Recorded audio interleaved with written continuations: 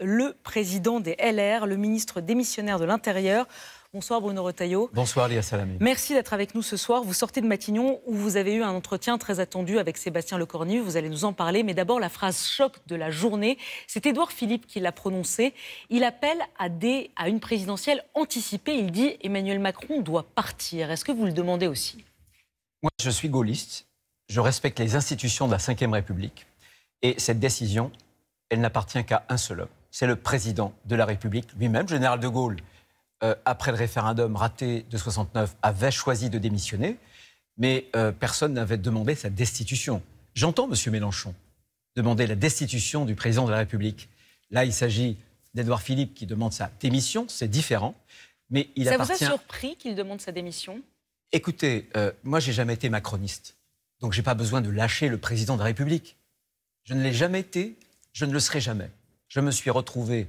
parce que je l'ai souhaité, nous l'avons souhaité collégialement dans un gouvernement, mais pour la France, pas pour un président de la République. Encore une fois, cette démission, c'est la décision d'Emmanuel Macron.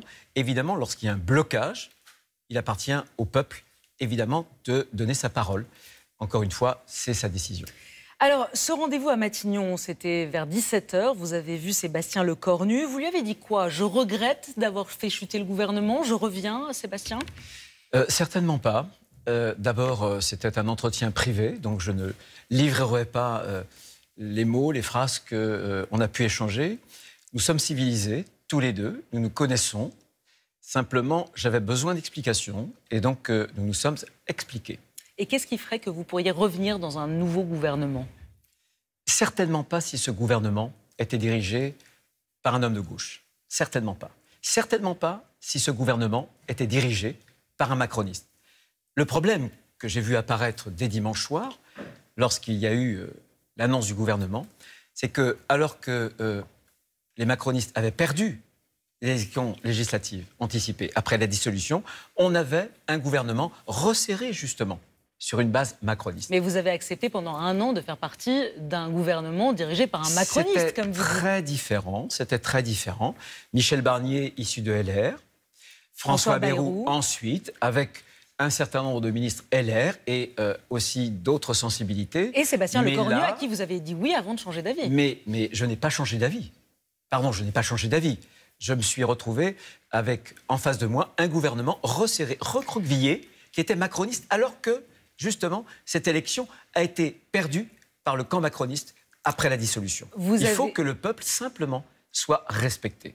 Bruno Retailleau, vous avez mis en cause la présence de Bruno Le Maire dans ce gouvernement en disant « je l'ai appris à la télévision ». Bruno Le Maire vous a répondu aujourd'hui dans une interview à Brut. Il affirme, il dit « j'en ai marre de ce délit de sale gueule », ce sont ses mots. Il parle de votre violence à son égard. Il dit aussi « j'ai essayé de l'appeler 2 fois dimanche soir, j'ai même appelé le standard du ministère de l'Intérieur, il ne m'a pas répondu ». C'est vrai? Le standard, j'ai entendu, le standard du ministère de l'Intérieur lui aurait dit « vous êtes, monsieur Bruno Le Maire, c'est une blague à 22h. Écoutez, moi je passais des coups de fil, je n'ai pas vu son coup de fil dimanche soir. Simplement, ça n'est pas du tout une question de personne. Il me semblait compliqué qu'on aborde un budget. D'abord, on ne m'avait rien dit, alors que je suis une des forces associées au gouvernement, essentielle, et on ne me dit rien.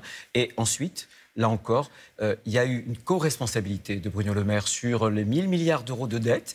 Et on va demander, parce qu'il y a beaucoup d'endettement, aux Français peut-être une année blanche, de se serrer la ceinture.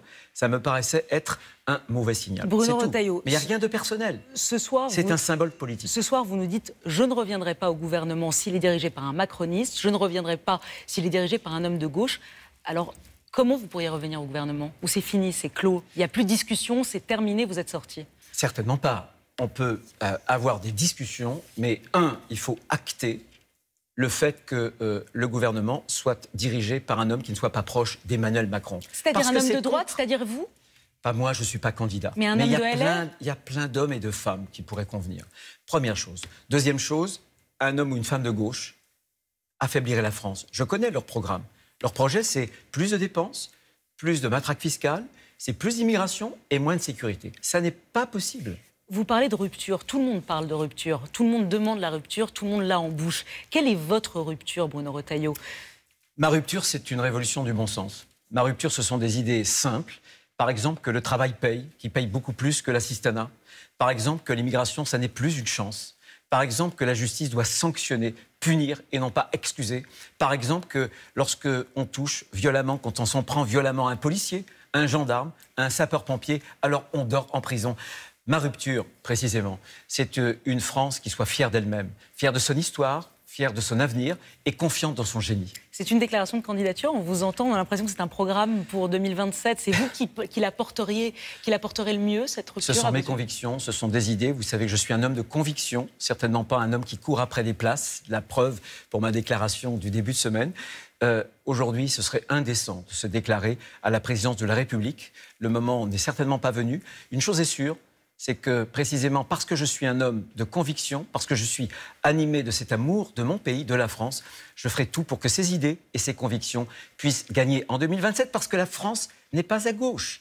La France n'est pas non plus dans le « en même temps ». La France, très majoritairement, elle est à droite. Alors, la France, elle est aussi, si on en croit les dernières élections, en partie chez Marine Le Pen et chez Jordan Bardella. Jordan Bardella vous a tendu la main aujourd'hui. Il vous appelle à faire alliance. Il y a une dissolution pour gagner ensemble et gouverner ensemble. Vous lui dites quoi ce soir? Écoutez, hier, sur le plateau d'une chaîne de télévision, d'information, M. Tanguy m'insultait en me traitant de salaud. Il y a quelques semaines, un de vos confrères, sur une autre chaîne, demandait à Marine Le Pen si elle devait choisir entre M. Faure et Bruno Retailleau, qui elle choisirait? Rien. Et elle développe, elle dit, moi je suis ni de droite, ni de gauche, et elle développe des idées qui sont des idées de gauche sur le plan économique. Ce matin, il vous a tendu la main, à vous. Oui, mais on ne peut pas passer son temps à la fois à nous insulter, à dire qu'ils ne sont pas de droite, à développer des idées. Écoutez, ils n'ont pas voté la réforme de la retraite, ils n'ont pas voté les 15 heures en contrepartie du RSA, ils n'ont pas voté la réforme de l'assurance chômage. Et quand il s'agit de voter la taxe Zuckman, prudemment, ils se sont abstenus. Moi, je pense que la politique, c'est la droiture, la rectitude, et ce sont les convictions. C'est non, c'est jamais. C'est non, je l'ai dit. Jamais. C'est non, je l'ai dit. Il y a une législative ce week-end dans le Tarn-et-Garonne qui oppose un candidat socialiste à un candidat du parti d'Éric Ciotti soutenu par le Rassemblement national. Vous avez dit je n'appelle pas à voter à gauche. Est-ce à dire que vous appelez à voter pour le candidat ciotiste soutenu par le RN? Notre ligne, c'est que nous faisons barrage à la gauche et j'ai indiqué, puisque de toute façon, aujourd'hui, les consignes ne marchent plus, ça exaspère les Français, ils seront libres, voilà, en fonction des consignes que nous avons données. Mais pas à gauche? Non, pas à gauche. Mais libres de voter pour le candidat soutenu par le Rassemblement national? Ils seront libres de toute façon de voter sur leur conscience, en fonction de la qualité des candidats, parce que là aussi, c'est quelque chose qui joue beaucoup.